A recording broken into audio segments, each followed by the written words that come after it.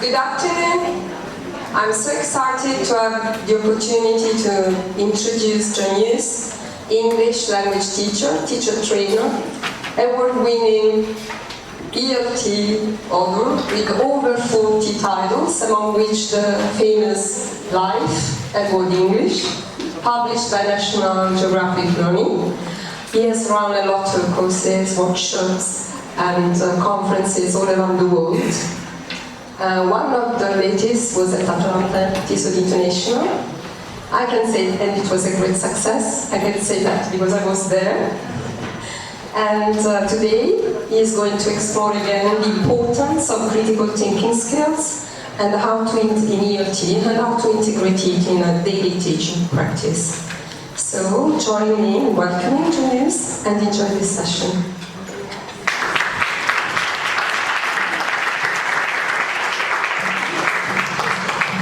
Thank you very much. You can hear me at the back, yes? Yeah. Splendid, waving, lovely. Thank you very much for that nice introduction. It's great to be back in Rome. However, I enjoyed my pasta a little too much at lunchtime. And we've reached that Friday afternoon 3:30 feeling. So I shall try to keep you with me. And if I fall asleep over the pasta, then we've really got problems, okay? But I'm gonna stick with it, okay? I've heard the term 21st century skills, critical thinking, creative thinking mentioned a lot today, and I'm going to be talking about critical thinking as well, but the origins of this talk are very much to do with me being a teacher at a conference about 10 years ago, and somebody told me that 21st century skills are very important, and I didn't really know why. Because I was just happy teaching English. Why do I suddenly have to be in charge of teaching lots of other skills and doing lots of other things? So it sort of sent me down the path of exploration. So we're going to follow that path of exploration a little bit in this talk. As you know, there are 4 C's in 21st century skills. There was the first C, collaboration, and I thought as an English teacher, great, I do that, pair work, group work, all of that, they collaborate. So I was comfortable with that C. Communication, yeah, do lots of that, fine, that C's okay, tick, I do that in class, I get my students to communicate. Creativity was the 3rd C, and I thought, well, I like doing creative stuff with students, and we kind of reward creative teachers, don't we? We think creativity is a good thing in the classroom. So I was happy with that. But then I came to the 4th C, critical thinking, and I have to say, I didn't really know what it was exactly. And I turned to the person next to me at a conference and said, what exactly is critical thinking? And they whispered to me, I'm not sure either. And so it sort of continued round the conference. And when I did start, over the last 10 years, we were using the word critical thinking all the time, I discovered there are lots and lots of different definitions. And when I started to look at the literature, there are lots of different definitions. And I started to wonder, well, what's its kind of relevance to me? And something happened to me in the classroom one day that made me think, well, maybe as an English language teacher, this has something to do with it. As well as writing course books and teacher training, I do some teaching in Oxford. I sometimes teach, I taught EAP at the university, but I also do some work with refugees and low-paid workers at sort of elementary level, okay? And my students look something like this. They probably look similar to your students. That's not working, there we go. I suspect because we're in Rome, your students are probably far better dressed. But other than that, your students have this universal sort of hunch position over their mobile devices, yes, and they're wandering around bent over them, and lots of you are wandering around bent over them these days as well. And this image, of course, reflects the concern that many educators have nowadays. These students are receiving all their information but are they thinking about it critically? And when you get standard definitions of critical thinking, quite often it's concerned with fact versus opinion. And it's concerned with the issues of fake news, post-truth, misinformation, disinformation, statisticulation. There's a whole variety of new vocabulary connected with the concern over the information coming through the mobile devices. But something happened to me in the classroom that was sort of brought it more home to me why critical thinking is perhaps important in the ELT classroom. I'll just tell you a story about a student. I have this student who's been living in the UK for about 2 years. He comes from East Timor. He had to leave his country. And he joined my elementary class. And he's been with me quite a long time. Let me put it like this, he's not one of my greatest successes. I feel as a teacher I haven't quite moved him on. But he's a very smiley, friendly student, always happy, pleasure to have in class. I have about 15 students, they sit in a horseshoe, and my student from East Timor always sits on my right, because he feels like being closest to the teacher who will somehow learn more from me. You know this student? Yeah, you've seen this student. So one day, because these students come to live in Oxford, in England, I decided I was going to help them with buying second-hand objects, so that with the money they had, they could buy simple objects for the house. So I stayed up the night before, I made some beautiful posters.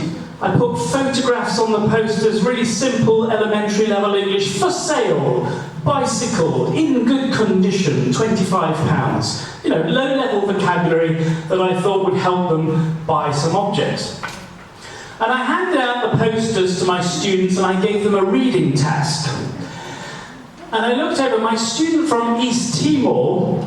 That day he'd arrived in the lesson very excited because after 2 years of living in the UK he'd finally been able to buy himself a mobile phone, and he came to class smiling, waving his mobile phone at everybody, and we all nodded approvingly. Yes, very nice mobile phone, looks like every other mobile phone, but it was a very nice one. And I handed out the posters, and he had a poster that said, "For sale, chair and desk." And a picture of a chair and a desk. £25, and it had some words to describe the object. It was the sort of thing he might need to buy second hand, so I thought it was a useful lesson. So I hand out the posters, and then the students all start reading. And as a teacher, I sort of monitored. You know how we monitor in reading lessons because we're not really sure what we ought to do. We just feel like we should be standing and monitoring. Anyway, I'm monitoring, and I wander over and I look across at my student from East Timor, and he's half looking at my poster, but he's got his new mobile phone, and I think, oh crikey, already he's developing bad habits in class with his mobile phone. He's typing in his phone. And I look down to see what he's doing, and he's typing into the phone C-H-A-I-R. He's got Google Translate open. And I go over to him, and I've got my patient, benign, smiling teacher expression on. And I gesture in a large way to the photograph of the chair and the word chair that's written. And inside I'm going, God, it's a chair! Isn't it obvious? That's just... But we shield it, and we have our patient teacher face on it. And he looks at me, and he's such a nice guy, and he's smiling at me, and I think, okay. So he's looking at, and he nods at me, as if he's understood. He doesn't need to use his phone, he can work it out from context, look at the picture of the chair, and type. So I go off, and I wander this way to do a bit more monitoring. And I look back, and he's typing again. What's he typing now? He's got his phone. He's typing D-E-S-K. And I just think, forget it. Okay, just let him get on with it. Until finally, the task is finishing, and my student holds up his phone, waves it at me to show me that, yes, the teacher, you are correct. That's a desk and that's a chair, because Google Translate says it is. How does that make me feel? And there is a question, there's a very good book that was written about why do we need a teacher when we've got Google? And it's a real, honest question. Fascinating book. And a very strong argument of it is that actually the role of the teacher perhaps is less concerned with maybe the lower order thinking because the technology can provide it, but we are more and more increasingly concerned with the higher order thinking. So is it the role of the teacher to take the students there and help them become more autonomous as learners? So when I saw that, I thought, well, maybe this critical thinking's got something to it. Maybe there's something to higher order thinking. What I did next was I did some reading around, and then I did an online survey to get teachers from around the world to write their own definitions of what they thought critical thinking was, because I was interested, particularly English language teachers.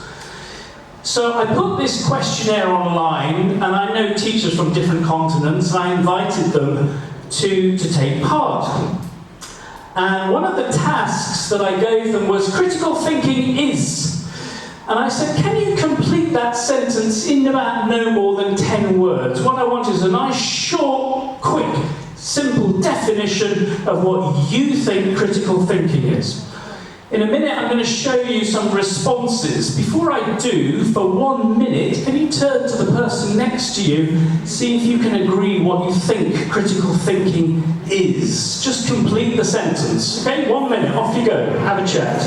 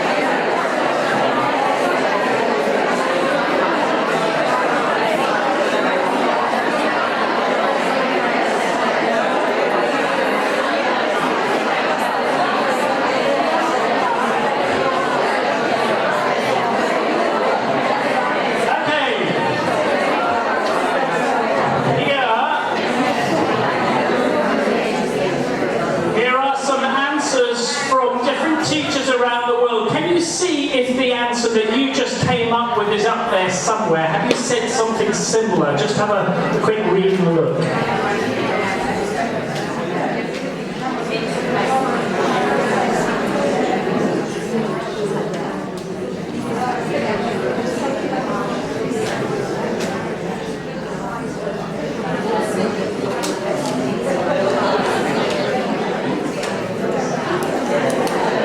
Okay.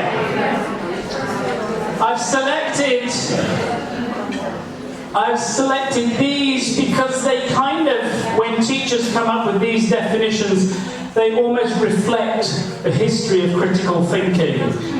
The first one, to reflect and analyse an argument, to look for the evidence. It comes from John Dewey's work in 1910, where he talks about critical thinking for the first time.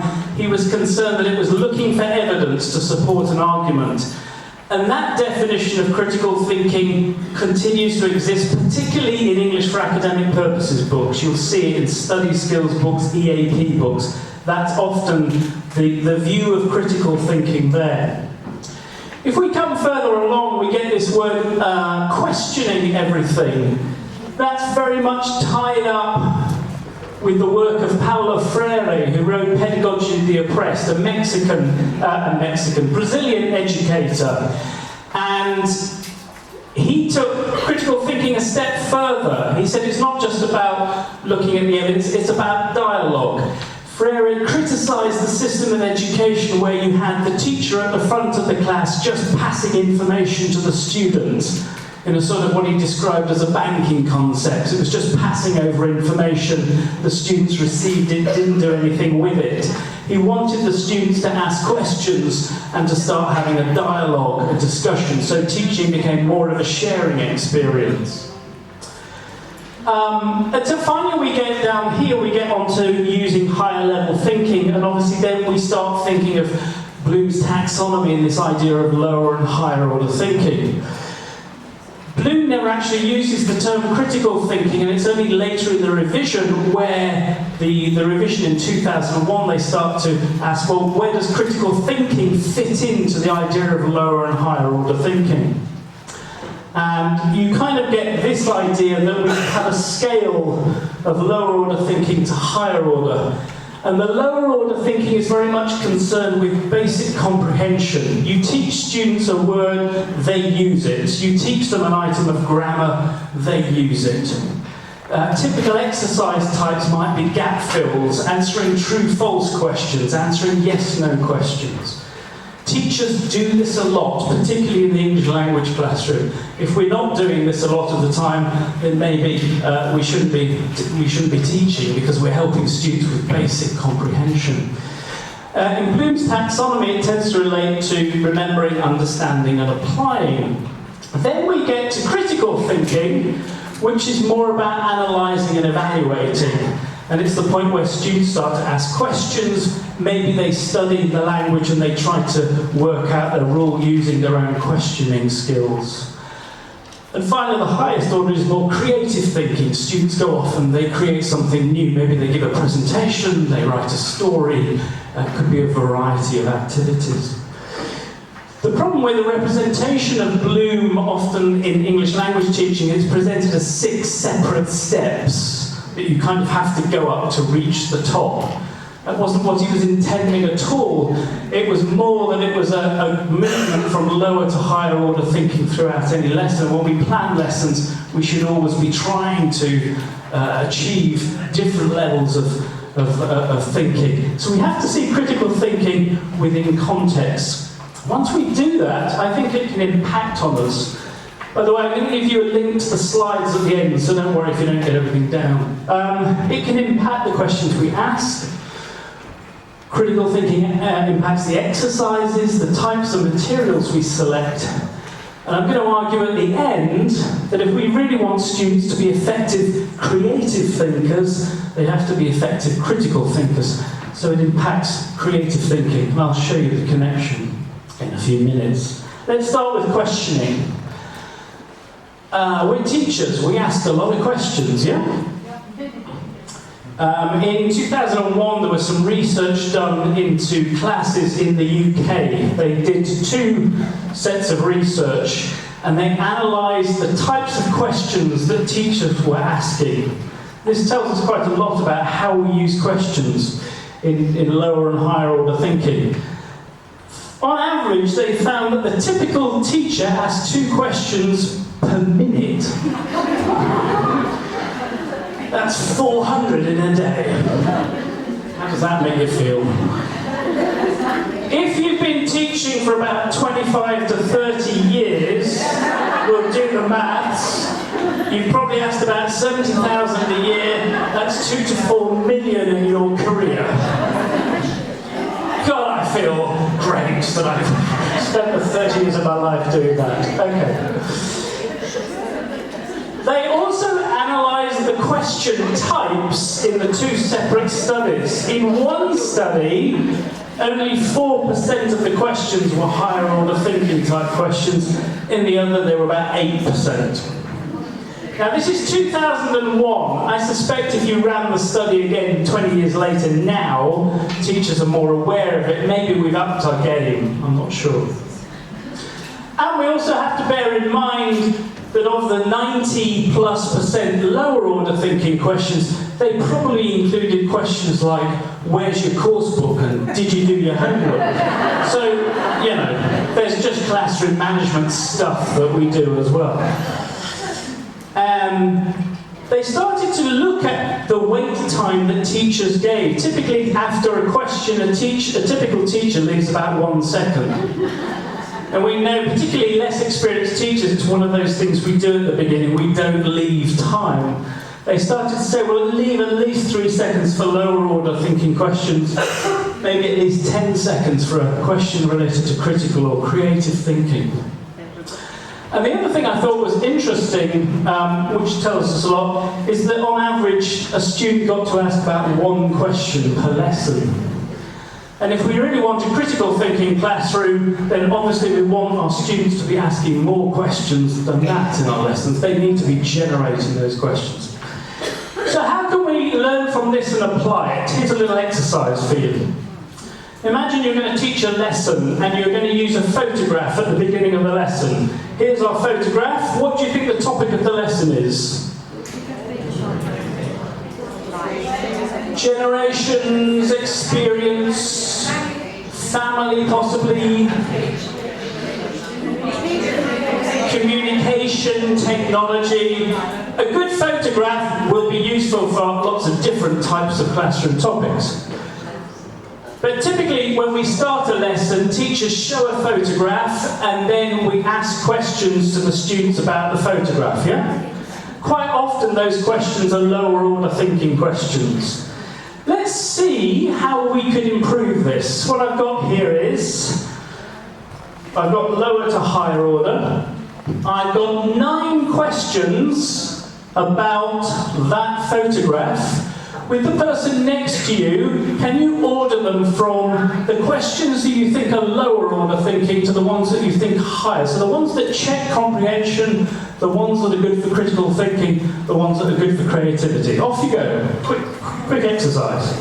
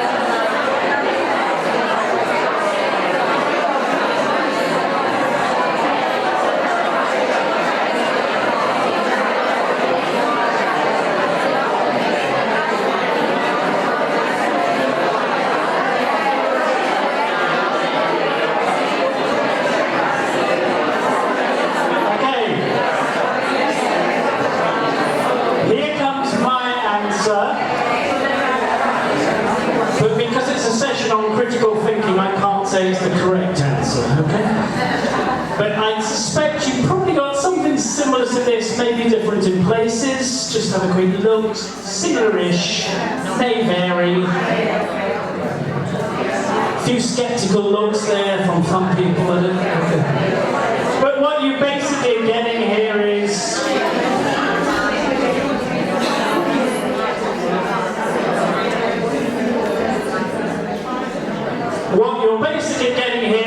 the what, why, how question. So these are the descriptive. This is checking students have the vocabulary to talk about the picture. Yeah? Then we get questions where they have to start making connections, speculating, they're analysing, they're evaluating the picture. If they have to come up with a title for the picture, it's a form of summarising, really. So they're analysing the picture and coming up with things. And then finally at the top we get more creative thinking type tasks with students writing dialogues and imagining things about the picture. Now you might put them in slightly different order, but we're getting that pattern. Now you see, as soon as we think about using a picture in the classroom and we apply the principles of lower, higher order thinking, we're getting more out of the picture and we're doing so much more with the material. Now I wouldn't necessarily do all of these in one lesson. I might bring it into one class, do the basic comprehension work, but I might bring the picture back later in the week to do the critical or the creative thinking tasks. as a kind of revision exercise and extension of the work I've been doing. So suddenly if I view my material like that, it makes life a lot easier. Certainly as a course book writer, this really helps me think about how I can get the most out of the material. When I work with teachers on lesson planning, it's a really useful skill to start seeing it as a kind of a scale.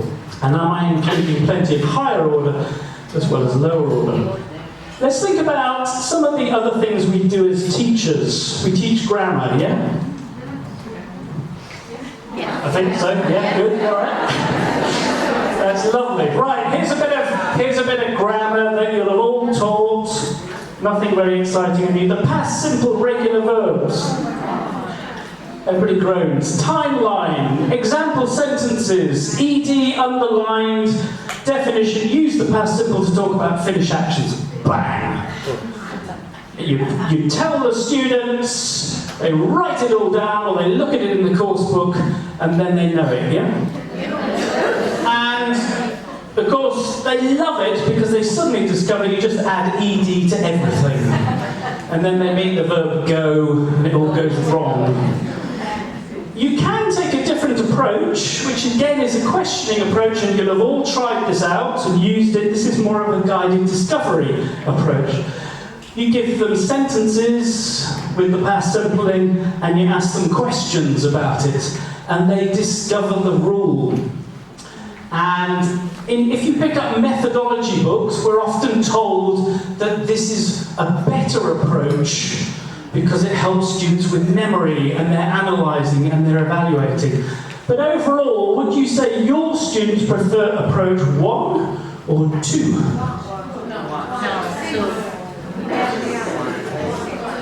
It probably varies. If it's Monday morning, 9 o'clock, and I'm teaching a class, and I start off with a guided discovery approach, my students suddenly say, "Teacher, stop. Just tell us the rule." Because they know my games, they know my questioning games.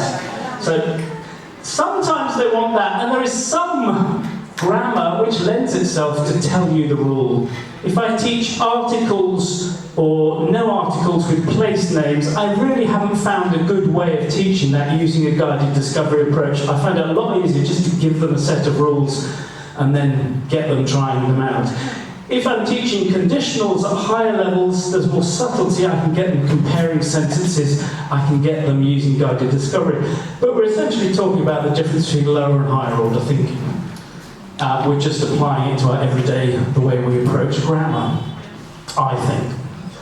Similarly, if I was teaching vocabulary, here's our friend the gap fill. I'm assuming everybody's used gap fills. I've written lots of them. They're very useful. I don't actually have a problem with them. At the moment, I'm trying to learn Chinese, where my Chinese teacher says, "Do exercise 3 in the book," and it's gap fill. I just think, oh, this is great. I love it. I don't know if it's doing me any good, but it's very satisfying just to fill all the gaps in. So if I've been doing a lesson on things in the house, objects in the house, students fill the gaps, they do that in a minute or so. That's real lower order thinking stuff. It's just checking their understanding. If I want to push it up a bit of level, I give them this exercise. I say, now here are 5 other words we've looked at today. Get into pairs. Write 5 sentences, but create your own gap fill, because you know what a gap fill looks like, so be a materials writer and write your own gap fill. And then they fill, and then they write this in class. I don't have time for this in class because we have so much to get through. And I think that is one of the challenges, and one of the reasons you don't see higher order thinking going on in the classroom all the time, because we are under pressure, both time-wise and also from the washback from exams which don't necessarily test higher order thinking.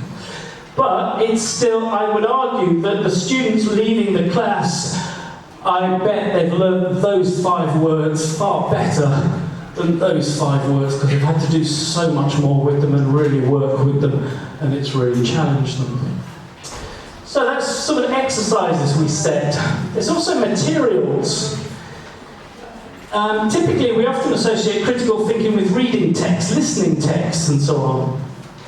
The problem is, if you take a reading text into class which has been adapted or changed to teach language, quite often there's nothing to think critically about. You've got to take something into class that actually gives students a platform to discuss something. And I think you can do it. Sometimes teachers say to me, you can't get much critical thinking going on in elementary classes or pre-intermediate classes. But sometimes you can choose text. Here's a text I liked. I liked it initially because I like texts which have strong visual impact, because students have a way into the topic. And also you're dealing with visual learners nowadays. A lot of the time who like high-impact images. Plus, sometimes they look at the length of the reading text and they say, well, I don't even read a text that long in my own language anymore because reading has changed. This text was interesting because it was a South Korean photographer who started taking photographs of friends' children in South Korea. And she took a few pictures and noticed the girls had really pink bedrooms and the boys had really blue bedrooms. And she thought, is this really a thing?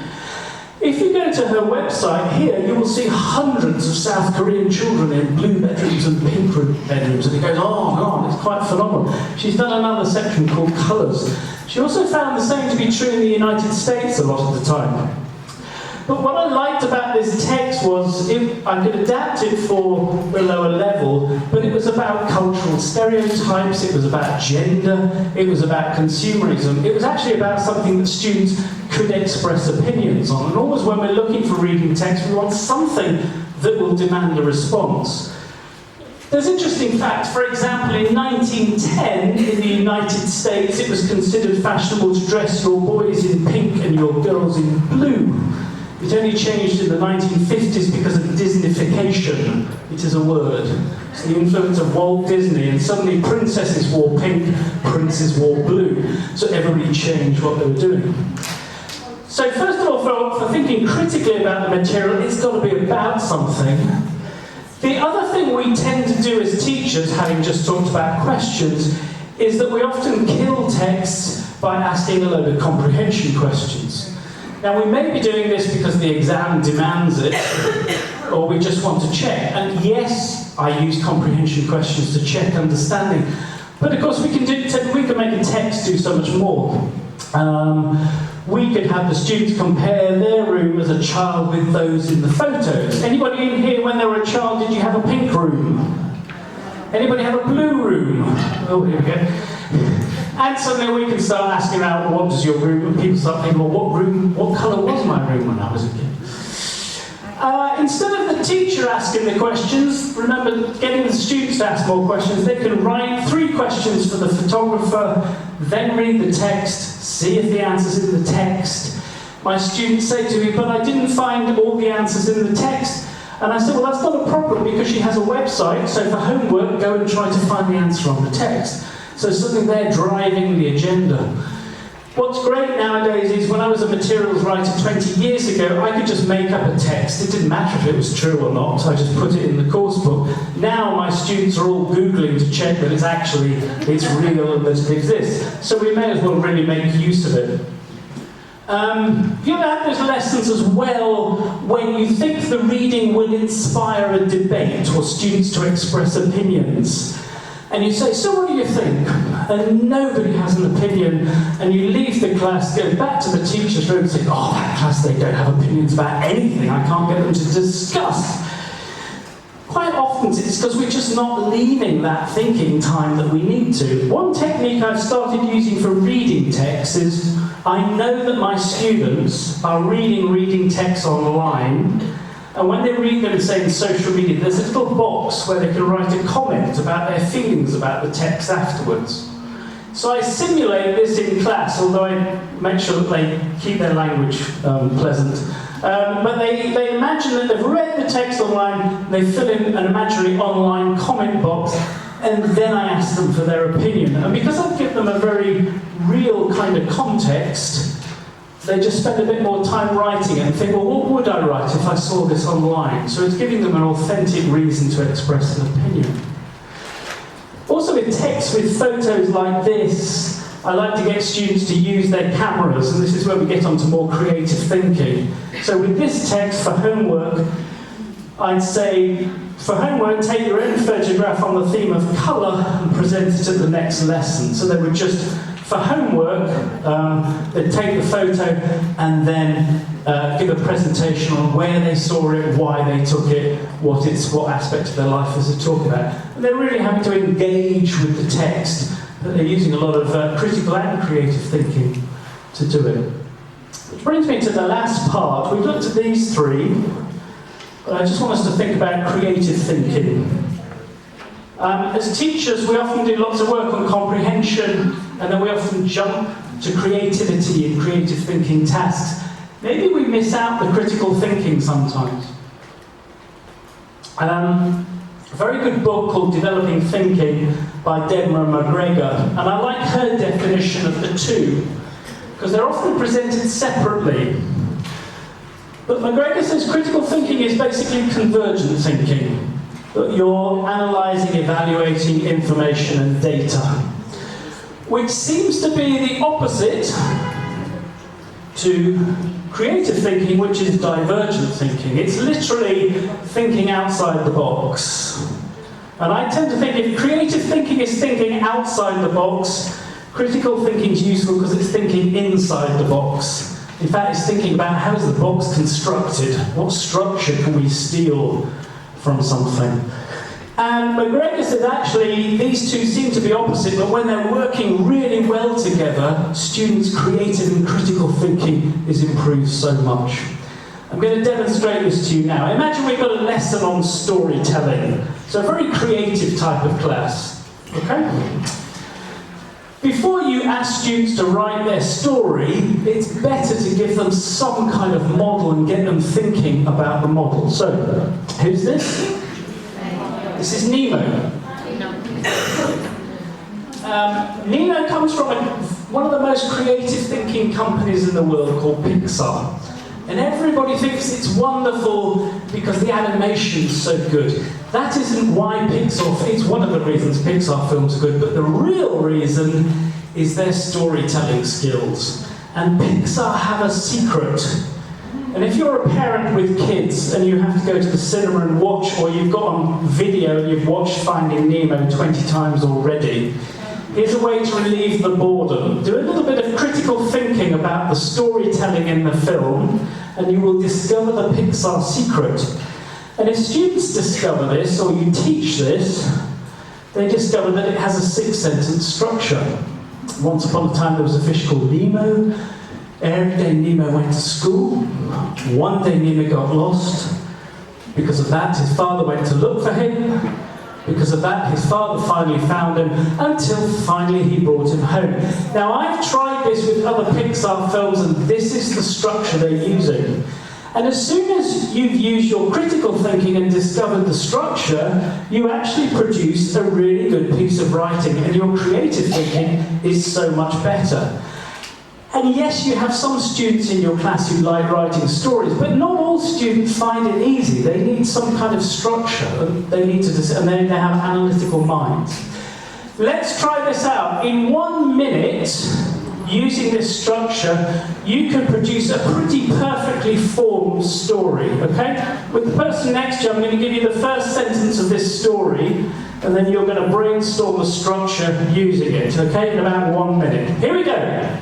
Ready? Creative hats on. Once upon a time there was an English teacher from Rome.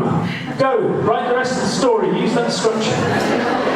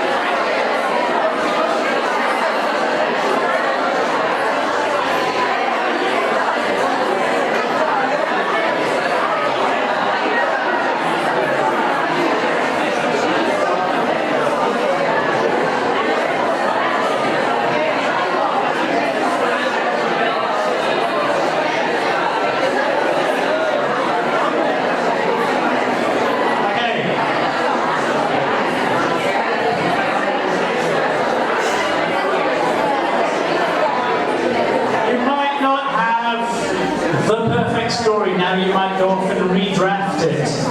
But by thinking about structure, your creative thinking is much better. We do the same thing when we teach students how to write an essay. If they analyse a model version, they produce a much better piece of writing. It's also true in terms of speaking. One of the things I've been doing recently is a lot more video work, and to break away from listenings in course materials sounding inauthentic and scripted, I'm using video a lot more and just interviewing people in the street and so on. In some material I recently did, I asked a student if she'd be happy to be recorded.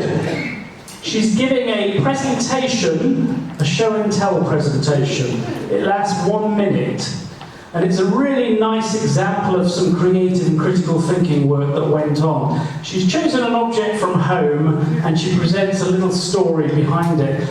And the other interesting thing, if you video somebody doing the task and then you show it to your students, you get much better quality work from them because you've shown them an example of what you want them to achieve. It's very sort of visible, the outcome. What I'd like to do, while you watch her do a presentation, can you identify a structure? Do your critical thinking, analyse and evaluate. Is there a structure to her presentation?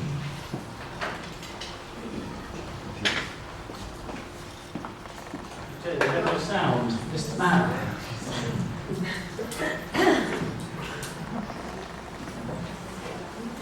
We good?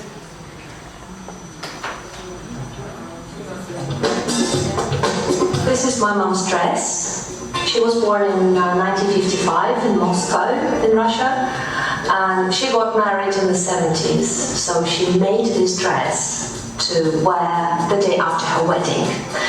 She got married in the summer, so it was very hot.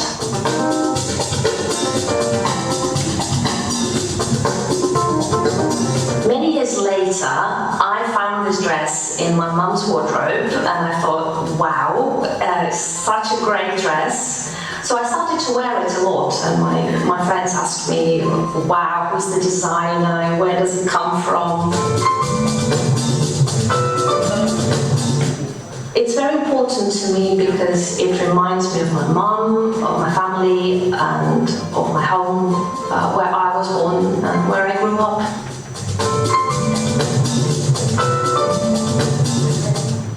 That was a very nice personal presentation, but the reason it really works is it has a very clear structure. When we set it up, she looked at other examples of good presentations. And if you think of get students to analyse the structure first, they discover it has a clear beginning, middle, end. And then they identify the type of language you use. You can see that she's got the introduction, then the background to it, and then finishes saying why it's important. If you do that work beforehand, you naturally get much better presentations when the students come to do it, instead of those presentations which drift for quite a long time. But that analytical work really improves it.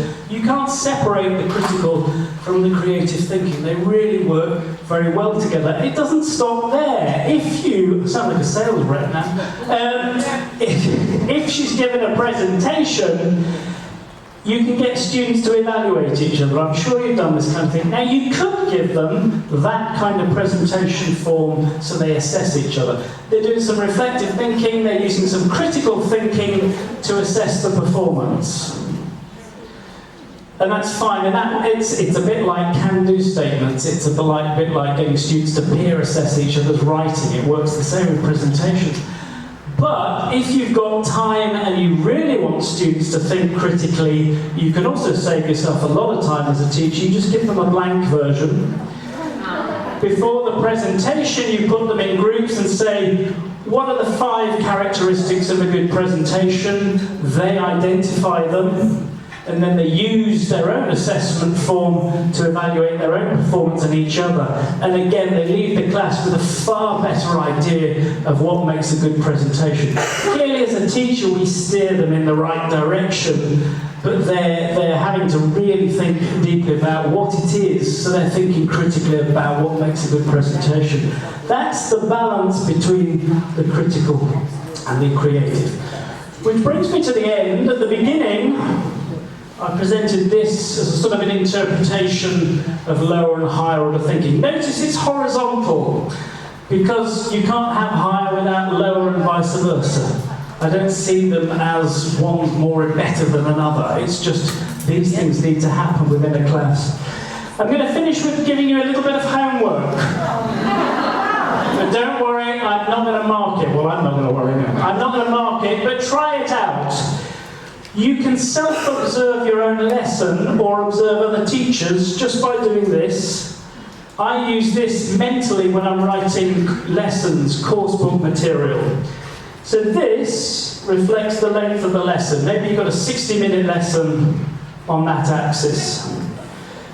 The different exercises and stages to the lesson can either be lower or higher. Now, it's not scientific, it's a judgment, it's a subjective opinion, but you have a feel about a classroom exercise when you do it. And you think about your lesson and you draw a trend line. Here's a couple of examples. This is pretty typical of an elementary, pre-intermediate type lesson. The teachers presented some new language. The students have done some kind of controlled practice, gap fill type exercise here.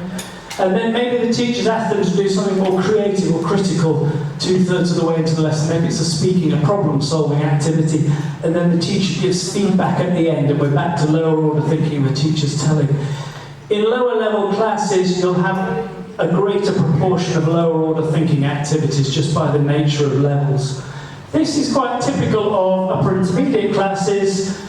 Students might brainstorm something, then they evaluate their brainstorming, they think about it, maybe then they watch a video, they do some comprehension checking work, then they get another problem-solving task. And notice at the end here, the teacher gave the feedback, but in this lesson, the students gave each other peer feedback, so they were still using their critical thinking there. And that's more typical of higher levels. But not necessarily the case. There are plenty of lessons I observe where it's all just lower order thinking and the students never get a chance to experiment. Equally, you don't want a whole lesson with higher order thinking all the way through. Students need, even higher level students want that more control time. So it's just a way of thinking about your lesson. And I hope it kind of demystifies this idea that critical thinking is something difficult in your teaching. If you're interested, a whole load of references there. My website at the top, you can get a copy of the slides. You can also contact me via that. I'm around for the next 24 hours, so feel free to come up to me and challenge me in the corridor and say you disagree or whatever, ask me a question, that's fine. But these are references. The show and tell video, if you want to use it next week, it's free to use online. You can show your students the picture of that student giving her presentation, then get them to do something similar. And if you're super keen, you can go to the National Geographic stand and buy a copy of my book, which is quite a thin read, okay? But it was my attempt to make sense of the whole critical thinking in English language teaching. All right, thank you very much for attending.